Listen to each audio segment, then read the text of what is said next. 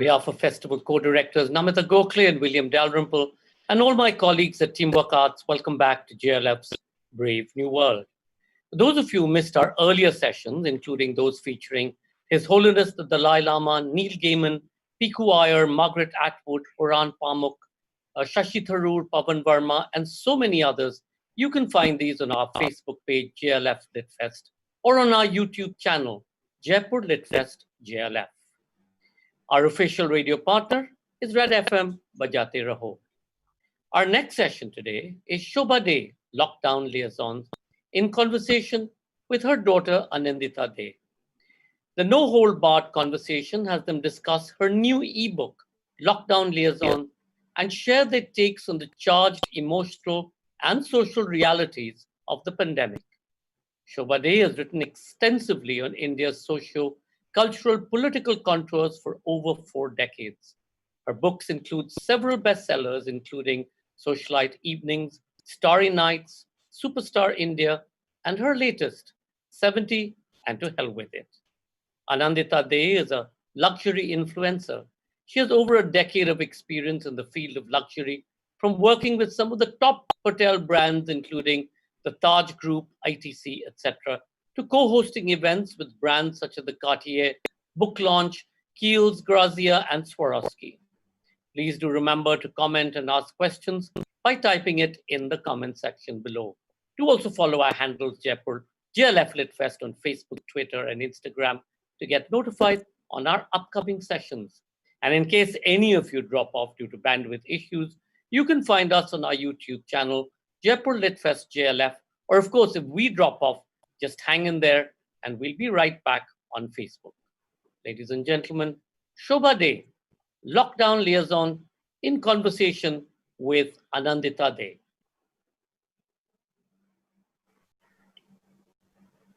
Hi, Anandita. Hi, Mom. It's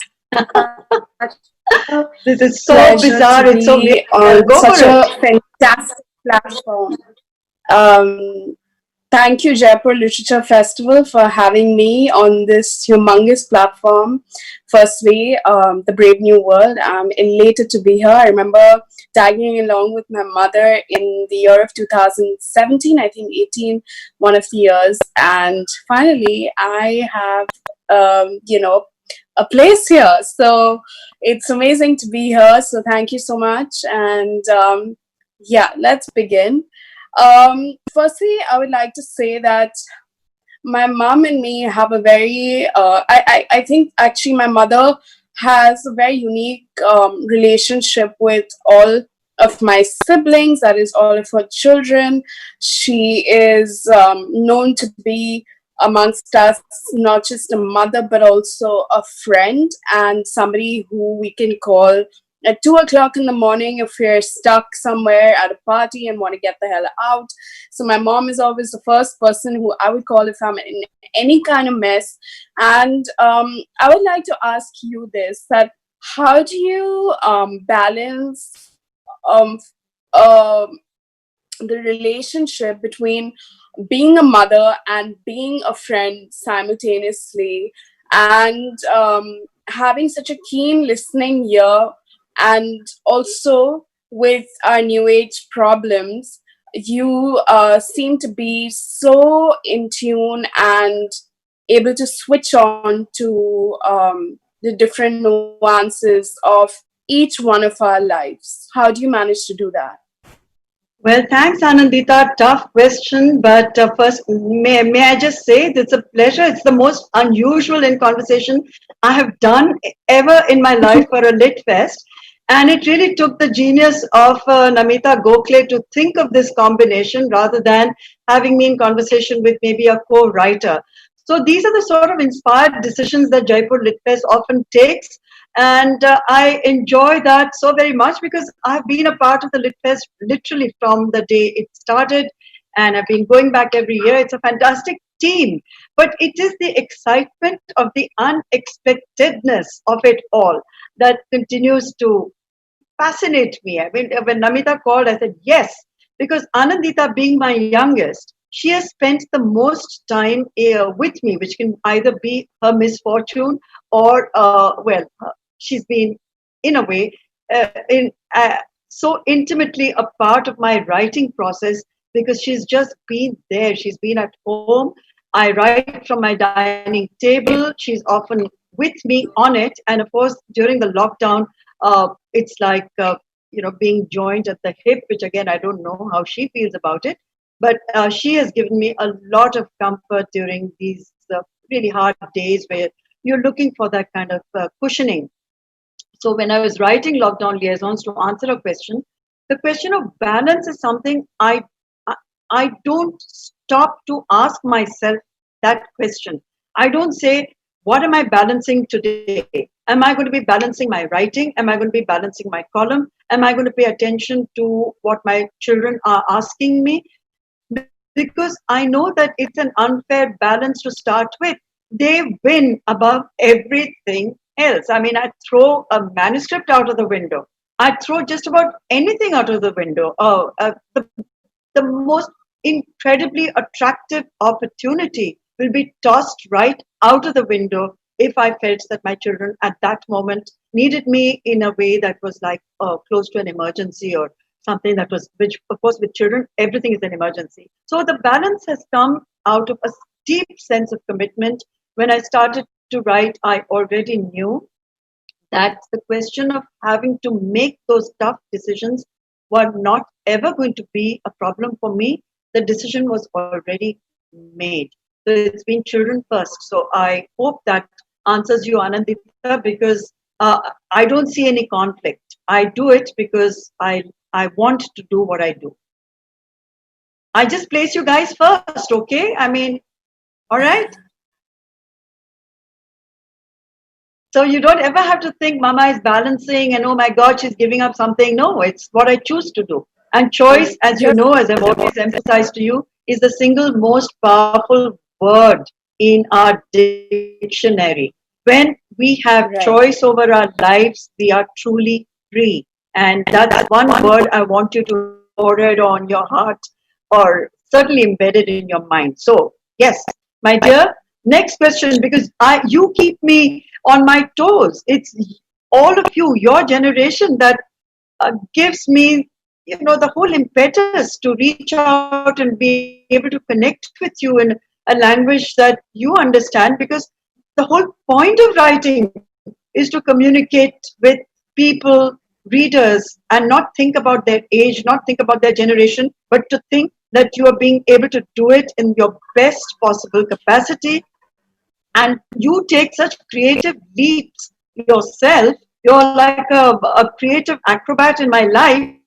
So keeping up with you has already been a challenge, which, well, I've enjoyed it, but for the most part, but there are times that I've also wanted to jump off the balcony. Okay, next question, next.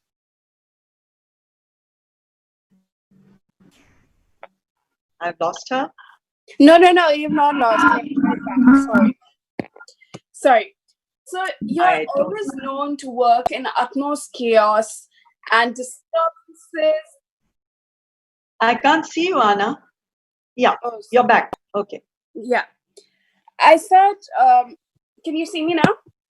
Yes. Yeah. You're always known to work in utmost chaos and disturbances from your dining table, from our dining table rather, and that is your office space. And in your 40 plus year career trajectory, you've not even lost or missed one deadline. So it's really commendable. And as a career woman myself, I've learned to respect that, learn to understand what grit and determination entails. And also the fact that I think that the best quality trait that I would like to always take away from you is your sense of honesty and your sense of self-pride. And I think this book, the Chronicles or the Lockdown Liaisons, is nothing short of that, nothing short of being honest and telling hard-telling tales. And it's been such a pleasure to read each one of them from the series that I've read so far, and waiting for the next two to come out. Seeing clouds on the cover of each book, I would like to know what was your thought process, or what is the pattern of having clouds as per each book cover? Well, the book was put together in a kind of a frenzy. At the time when I started writing the first few stories, I had no idea that they would ever see the light of day. It was for me a cathartic expression of all that we were going through. The world was closing in around us, and I was feeling very hemmed in, and I started to write. So at that point, I hadn't really imagined that the books would be out there or even on what sort of a platform. All I knew is I had to write the books. And when Simon and Schuster came along, and I spoke to Himanjali, my editor and publisher, and we decided on this format, which was new for her, new for me. It was exciting because digital is the way forward, and we wondered how to get the stories out there really quickly. And I had a few ideas, she had a few ideas, and we definitely wanted a thread to connect everything and put it all together. And I thought the thread should be the sky, because the sky to me represents freedom. And it was at a time when there was darkness all around and there was panic. People's thoughts were going inward. We were not looking outside of ourselves. Some of us couldn't even see the sky. It was very symbolic. It was a perfect metaphor. So I started with suggesting the sky to her design team at Simon and Schuster. We came up with some sky things which I liked very much because yes, they were free and open. And I said, the stories are my way of reclaiming the sky. And then I thought to myself, all of us in the family, the children and I in particular, all of us are sort of obsessive about the sky. We like photographing skies. Whenever we are traveling, we're photographing skies constantly. So once I was sure about the first sky and the second sky was already happening, I asked my daughters to submit their skies, their versions of their skies that they had shot at different points. And so the first sky that was on the cover of the book was by Arundhati, and it's a beautiful sky. It's full of hope. The second sky is by Avantika, which is the book that we have today. In the fourth book, also with an infinity pool and so on, because the story is in Alibag, and the main story is picturized in Alibag. The third sky is by Anandita because she photographs skies when she's traveling a lot, and for her, London is and the London skies are very, very special to her. London is very special to her, so that's her sky. And the fourth sky is shot by Aditya, and he gave me no options. The girls were more accommodating. They gave me options, and they gave the design team options to choose our skies. With Aditya, it was one image. He said, Mom, this is my sky. Take it or leave it. It's a restful sky. I think we're all coming out of something gradually, but we are going to come out of this pandemic and all that, the darkness that we feel. And for me, this sky is a very, very restful and a sky that symbolizes peace. So if that explains my obsession with the skies for all the jackets, I love this. I love the way it's all turned out. And the books, of course, are all put together in the other common thread is they're all written in the first person. So that was the two commonalities between the series. There's 6 books in all. So the skies and the first person voice in each book. And also this book does not begin with S. Normally you begin all your book series with S. That's true. So I said, my God, shall I be an enormous risk taker and try my luck without the S? Because I am in that sense quite superstitious. But Lockdown Liaisons to me was the title I wanted. The book was written during the lockdown. It's still being written. The 6th book, I just finished it, or I'll be finishing the last story today or tomorrow. So it was important to reflect the period rather than given to my superstitions. So yes, it doesn't begin with an S, and the next one does. The next book, which is a novel, begins with an S. So I'm back to my superstitious self. And are you allowed to say the name? your next book? Yes, it's going to be out in, it's a Diwali release. It's called Srila Ji. It's the diary of a Marwari matriarch. It's done, so it's no big secret. It's also been announced. And we're in the process of finalizing the covers at this point. I'm quite adoring the ones that I've seen so far. So, yes, I'm looking forward to Srila Ji after lockdown liaisons are wrapped up. Lovely. Also, I would like to ask you that this for you is a new format. You know, this is a new format, web series book. Did you feel that this is a more novel or a new way to kind of introduce your book? And do you find this platform engaging? Yes, very much so, because it's very urgent. It's very immediate. It's not like you have to wait for a year for the book to be out, or even 6 or 8 months, and then you sort of wait to see the reviews, see the reactions. You're on tenterhooks till that happens. Whereas this, we launched so swiftly. We were the first people, first publishers, and I would imagine the first, may have been the first author to actually write and publish while the lockdown was still on. So, yes, it was a very exciting new platform to be in. I wasn't sure how it would go, but the idea that we could put it out there and get immediate responses was a very, very kind of, it's thrilling. You know, it's words have always thrilled me, and then to get reactions to those words so quickly. You've just about written those stories that are out there on this new digital platform. People are buying it, people are responding to it, you're getting reviews in literally within 5 days, 1 week, 10 days. And I think this is going to be pretty much how publishing will be meeting the challenges of an extended lockdown, because bookstores, most of them are shutting shop. The few that are there are trying very hard and very bravely and courageously to make sure that they stay open somehow, trying new means and of getting books to readers. But one thing I'm absolutely sure about, whether it's this platform or any other platform, whether it's digital or it's physical, writers will continue to write and share their stories, and there would always be readers who want to read those stories, and that is not going to change. We just have to discover new ways um, of reaching our words to readers. So each new development, techno development, is something that we have to be a part of, and I'm really absolutely happy with that. As a reader, I've seen that there's a consistent pattern in the lockdown liaisons of having bad guys. Why is that so? Why is that something that we constantly have to read throughout the entire series? There are quite a few good guys. Maybe you got stuck on the bad guys in the stories, because bad guys always far more complex and interesting, right?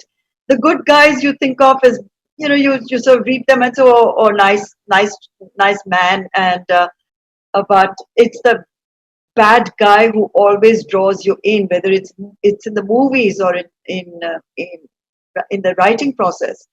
And it's not just that. I mean, I felt at this point women were undergoing, somehow, maybe I'm not entirely accurate in what I'm saying right now, but the lockdown and the pandemic affected women much more, or it could be that I understand just how deeply women were affected by it, because they shared a lot of their stories with me, a lot of my friends, and the commonality of their experiences had to do with the sort of memories that surfaced, because there was so much time for that. There was so much time for introspection. There was so much time to go within yourself and question so many decisions in your life which you may or may not have at that point thought through carefully. And in the process, maybe a lot of man-woman decisions came up, they surfaced, and women started to articulate those, because they had never ever had the courage or the chance to do so. And I do believe that the pandemic created a kind of a pandemic of emotions.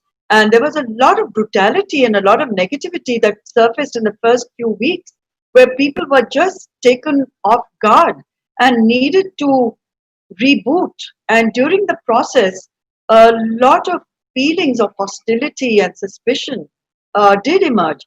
And if if those were kind of all compacted into uh, liaisons, if to just get back to the liaisons part of it, it started as a series about emotional connections.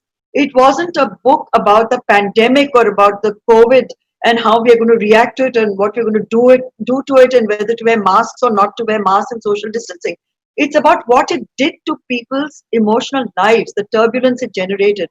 So yes, a lot of the characters, the men particularly, don't come off they don't come off well at all.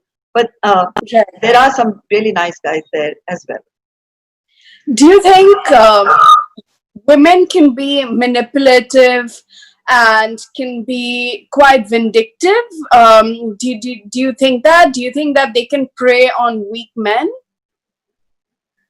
Well, men and women, we're the same beasts in a way, aren't we? I mean, we all are there to survive and try and make the best of the opportunities that come our way to get ahead, to find happiness and joy, to try and define what those goals are, to have some ambitions which we are all trying hard to achieve during our lifetime. Those can be little ones, big ones, but so women are no different. I don't at all put them into some separate category of angels. Uh, Women and men can really behave in a manner that is completely abhorrent. I mean, I find myself behaving like that sometimes, hate myself later for it.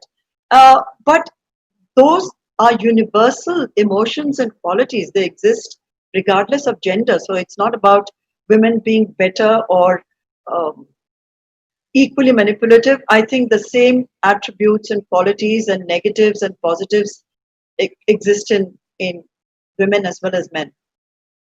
And even in the stories, you'll find quite a lot of women who are not exactly you know, role models in their conduct. Right. During the pandemic, mental health has been such a huge topic.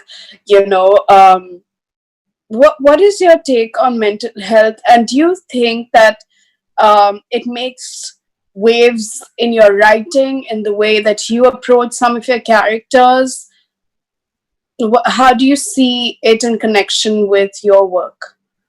Well, mental health has been something that is a gigantic herd of elephants in the room, not just an elephant in the room, that most of us, especially in our part of the world, have refused to recognize as, uh, as something we need to deal with the same way that we deal with physical health issues. It has not been given the same kind of importance. And it has always been of interest to me throughout my writing career and in my early novels as well, where in my own way I've tried to understand people who function in a different way from what is called the normal way. We judge people by all sorts of arbitrary and ridiculous standards as to who's normal, who's not normal, who's a psycho. We use these words very loosely and very recklessly, and often in a very irresponsible and hurtful way. Even when you're talking to one another, we use it like, "Oh, stop being such a psycho," or that one, you're fully mental, or there's something you need to seek help. Eh, Of course, we all need to seek help at different times in our lives. Nobody is born with perfect mental health.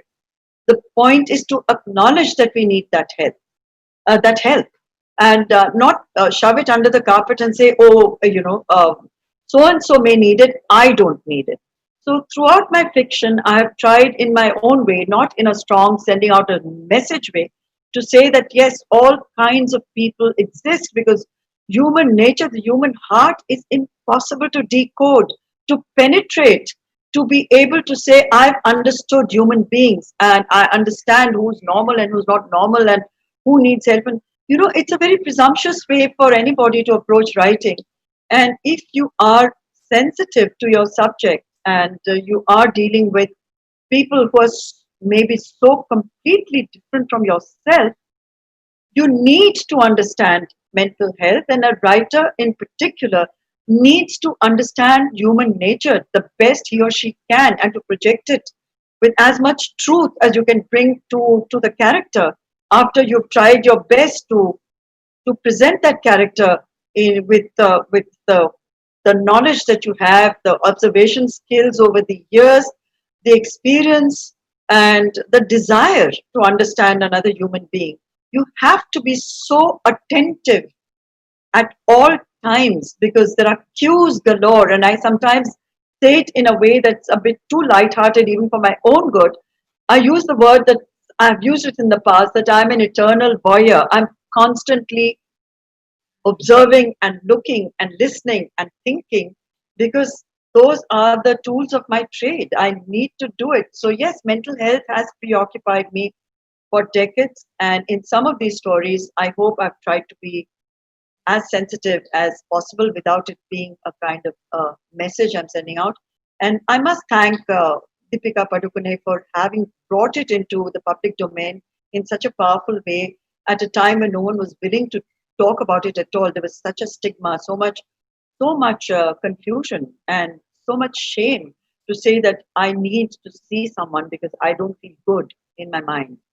I think she did. It was a fantastic service. Right. Talking about LGBTQ, I love the story about the lesbian that you've written in the second series of the book. Tomorrow, if one of your children come out and say that they're gay, what would be your first instant reaction, and how would you kind of deal with it? Do you think that it is normal, or would you be in a state of shock? What would be your reaction? Well, just to give a little background, in 1992, I've written a novel called Strange Obsession, which did deal with exactly what you talked about. It was a relationship full of passionate feelings. Let me just leave it at that. But to answer your question, whether if one of my kids came out and said that to me, what would my reaction be? I would be as attentive to what they were saying. No matter what they were saying, I'd still be that attentive and listen carefully and figure out why it's taken them so long to come out, considering how close our relationship is. And I would certainly not sit there in judgment or in a state of shock because I don't feel that way about subject in the first place. It's not something that I have put into a box or into a category. I don't do that with any human relationship that this one feels that way, so put her or him in that box. To me, it's so much a part of our life that I don't see it as being anything outside of my life, outside of my world, outside of my love. So yes, I would listen attentively the same way as I would listen very attentively if any one of you came and said, I'm either my marriage is over, I've fallen in love, I want to change my workspace completely, I want to do something totally different. I feel emotionally devastated, I'm feeling wretched about some things I've said, or I'm feeling so full of joy, I want to share it with you. I would expect that sharing, and I would share with the same amount of involvement and without any sort of judgment. I would try and just listen carefully and take it from there. Right. I hope that answers you truthfully because I'm not Thanks. about to say anything politically correct. And also, I might add that one never actually knows how one will react till it happens. Sure. I could have gone over this scenario 100 times in my mind. What if any one of you came and said that? What would I feel? In all honesty, my first response would be to feel protective because it is something. The world is cruel. The world is not your mother, and I would feel protective thinking about those issues rather than anything else. But about acceptance, there is no question in my mind. I mean, there's no question in my mind. Lovely. Thank you for that. Kind of makes me feel reassured, not that I am gay, but even if I were, because I do have the same feelings, and I have some of my closest friends are gay, and I'm very proud to have them as my friends. Um, what I would like to ask you next is that you've received a lot of mixed reviews about your migrant story from the first book, I think. So, how did you find the voice to write from a migrant's perspective? Well, it's like sometimes people ask writers of science fiction that have you been to the moon and back? So how do you know what it feels like to go to the moon?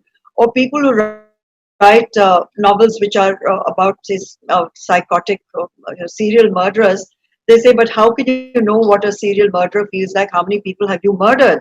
So these, for a writer, I find are not valid questions if you are reasonably sensitive and plugged in to what is happening around you, and you know what the overall feelings have been about our migrant workers, what they've endured, what they've gone through. uh, how can you not but empathize? Is it that tough? I don't think so. And as a writer, I think it's my job to be able to occupy many different skins, not just my own. I mean, it's important to try and figure out to the best of my ability what a person in that situation, in that scenario, what would the experience be? What would those choices, what kind of a choice would a person in that circumstances, what would the migrant worker think the next move for him, the logical move, or the one that is an emotional, that's holding him back in Mumbai? And it's an open-ended story. And also, it's true that writers are perceived in a certain way by readers, and maybe the personality that is projected, and this is who I am, uh, is sometimes can work in a way that's not always in my favor, because they might say, oh, what does she know about migrants? But I hope I've answered you by saying, what does a serial killer know about murderers? This is your job and skill as a writer. If you can write convincingly in the voice of a migrant worker, and I hope I did, because I had a lot of positive reactions to it also, I feel I've done justice to the character and to the story. Right. And a lot of the stories have in your lockdown liaisons has been about sex, and it's about in the book it's about having a lot of manipulative sex. Do you feel that sex as a concept has lost its intimacy? Well, I feel relationships, not just sexual relationships, even your emotional relationships, romantic relationships, have somehow been eroded over the last 10, 20 years, because life has undergone almost a 360-degree change. And certainly during the pandemic and the lockdown, the biggest hits have been taken by intimate relationships, and those definitely include sex. Most of the stories are about man-woman relationships, and you cannot think, and in the next, yeah, you'll have to read the sixth book. You cannot talk about intimacy between a couple, between partners, whether it's a man with another man, a woman with another woman, man with a woman, without the sexual context.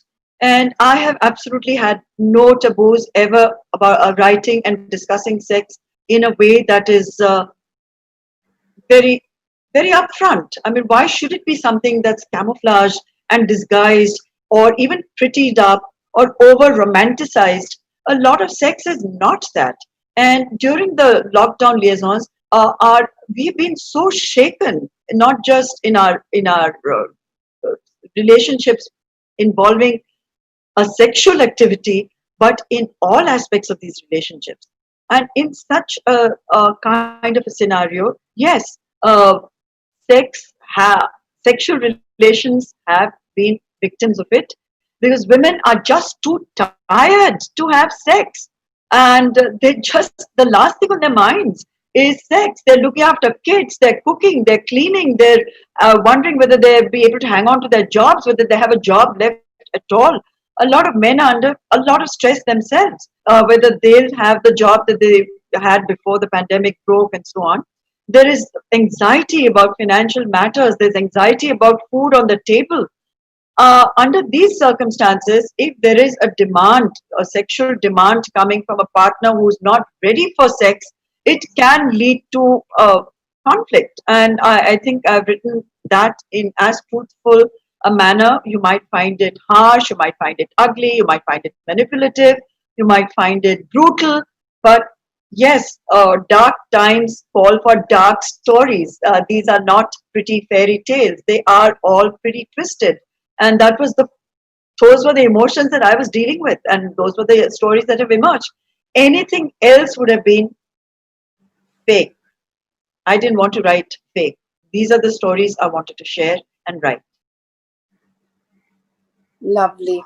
A lot of the characters in your book seem dark and morbid, but you are such a sorted person in reality. How do you formulate these characters with this level of intensity? Well, I'm not writing about myself in each book, right? And because I'm sorted, I can write the books. If I were not sorted, if I were not disciplined, to be able to write 45,000 words in as compacted a time and all these stories would not have been possible. So the books are not about me or my life or whether I'm sorted or not sorted. The whole challenge and fun of being a writer, fun, if I may use the word a little lightly, is to imagine other lives and imagine other characters and to imagine worlds that you don't belong to or may not be a world at all. To keep writing about my own kind of world would be, for me personally, completely repetitive and not not an impetus enough to sit down there every morning and write those 2,000 words a day that I do and have been doing for the last 40 years. I wouldn't enjoy the process. So it's the creation of dark characters and some lovable characters and some crazy characters that, for me as a writer, is what I enjoy doing, and I hope to continue to do that because fiction is really about that, and I like to call myself a storyteller. And as a storyteller, I am obliged to my readers to create different characters and not versions of myself. I'm not cloning me. Sure. Now I'd like to break the questions to the audience. So one of the questions has come in that would you ever think of writing a book with one of your daughters? I have had that offer sometime in the past. I thought it was a very exciting idea. I made that offer to my daughters. All of them turned me down. So I don't know what it is, what that'll take to persuade them, all of them, one of them, to write a book with me. I would love it. And I think the two parallel voices would be so very exciting. But the girls have their own lives, and I would certainly not push it. And but it's a fantastic thought. And publishers, if you're tuned in and watching this, make us an offer we can't refuse. Anandita, I'll be your agent for this book. Also another question they've asked is, how do you manage to write on different subjects and of course on fiction? It's a discipline. I mean, I've been a professional writer for 45 years, and I've tried all the different aspects of writing, all the different genres, if you prefer that word. As a columnist, I have a different voice. It's a political voice. As a social commentator, I have a different voice.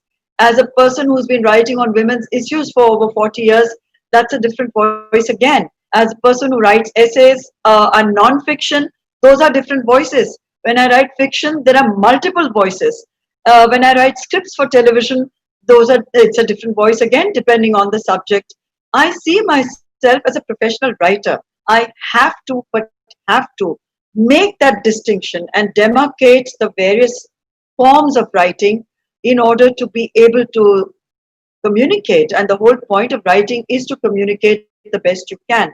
And especially when you're writing political comments and commentary, you are reaching an audience now, increasing now a worldwide audience, even if you're writing for the top Indian publications here, because of the internet and everything being available out there. You're getting reactions from across the world. Even in the old days when I first started to write, I had to keep in mind that that the reader was not the person sitting in Mumbai who I was likely to run into, and I was not writing for that person. I was writing for the person who could be in Kanyakumari or could be in Meghalaya or could be in Kolkata or in Gujarat, anywhere. My reader was and continues to be the most important person in my life as a writer, whether I'm writing a column or I'm writing a script or I'm writing novels or like the series. There is just nobody as important for a writer in this world than the reader, because if we have no readers, we, what are we doing? We've lost our validity as writers. Um, Another question that they've asked is, when you have started off in the world of glamour, and then when you have received flack for your writing, how have you managed to take that? Well, you can see that you've lived with me all these years. It doesn't bother me. You learn to take everything on the chin. Though I cannot believe that, 50 years after I walked away from modeling, I'm still asked the same question. But I take it as a huge compliment. I'm very flattered that people still want to know more about the glamour aspect of my persona, which is fine. I'm really okay with it. Initially, it used to bug me, but not anymore. I mean, 50 years later, if I'm asked to explain the correlationship between the glamour world and writing, I mean, it's a bit comical, because I don't think the two are mutually exclusive to start with. It doesn't mean that whether you start your career as a model or you are in show business in any way, whether you're in the movies or you're a fashion designer, the assumption that you cannot write or should not be writing, or that you're of low IQ is, I think it's such a dated kind of thing to be saying, right? It's so also sexist. I mean, you don't say that to men, right? You don't comment about their appearance constantly, non-stop. No, right? I mean, Amitabh Ghosh doesn't have to keep talking about the clothes he's wearing or the accessories that he may or may not be wearing. You know, William Dalrymple doesn't have to answer why he flings those shawls around his shoulders and sort of preens around at Lit Fest. We all love him for it, and that's it. That's his persona. This is mine. Another question that has come your way is that you are 100% true blood Maharashtrian. You are, a literature goddess. And now, how is it that, what is your true persona? I wish I knew. I mean, I don't even want to know. I'm okay with whatever this persona is right now talking to you. I don't think one should overanalyze oneself or too much. That leads to it's very tedious. And what is the point of analyzing it? What does my being a true blue Maharashtrian have to do with any of it? It is who I am. I'm very, very, very proud of being that true blue Maharashtrian. I'm very proud of my Maharashtrian roots, my Maharashtrian genes. But I don't have to dissect any of it to give myself validity on any level. That's an accident of birth. I was born to true blue Maharashtrian parents, and I'm grateful for the way they raised me. And I like a lot of my Maharashtrian traits and eccentricities and idiosyncrasies. I like our Maharashtrian cuisine, but I don't have to wave a flag about being a Maharashtrian. I just feel myself. I feel an Indian more above everything else. And that is the biggest umbrella for me. And one which I cherish above, any kind of regional identity that people try today so strenuously to impose on people. I think we should all get away from it. It'll be a better India if we just thought of ourselves as Indians and didn't focus that much on our ethnicity, our different backgrounds, our different communities. It will, to me, that will be a much more equal India. And the last question is that do you attend events? When you attend events, do you pick up on those characters that you meet and somehow get that into your writing space? You bet I do. I'm like a carnivore. I mean, I can devour every little tidbit that I can find that interests me at an event.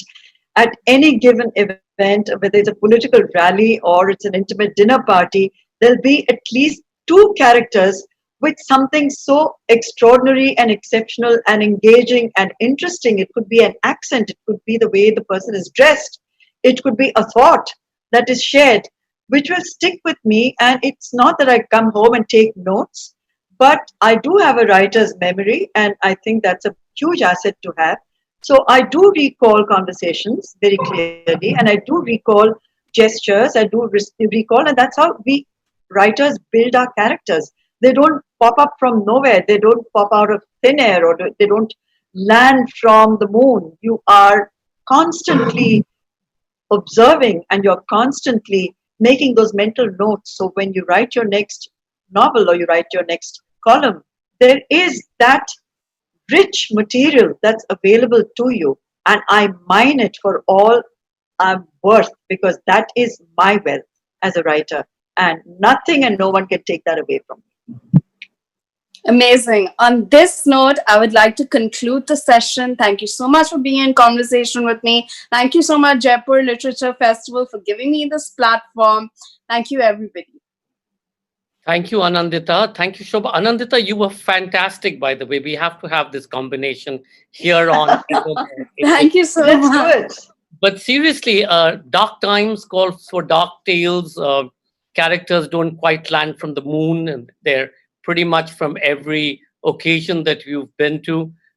Amazing conversation, and thank you both so much. This was Thank really you. a dark time. And for those of you who think that Shobha Day is the tiger mom, no, she's not. She's caring and wonderful, as we've seen from Thank the you. conversation today.